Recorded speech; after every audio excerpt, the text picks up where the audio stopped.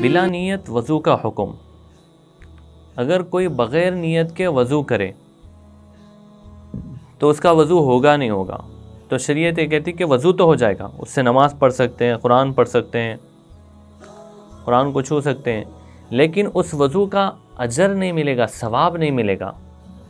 اور ہمیں وضو سے دونوں چیزیں چاہیے, وضو کرنے کا اجر بھی چاہیے اور وضو کی وجہ سے نماز پڑھنے کی, قرآن چھونے کی پرمیشن بھی چاہیے.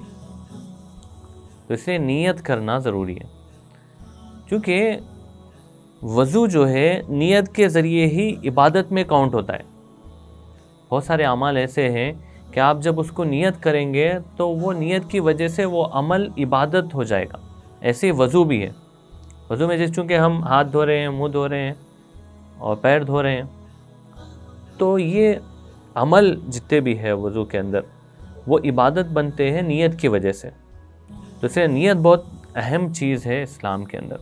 تو وضو کے اندر بھی نیت اہم ہے. تو ہر وضو سے پہلے نیت کرنا چاہیے کہ اللہ میں پاک ہونے کی نیت سے وضو کر رہا ہوں یا وضو کر رہی ہوں.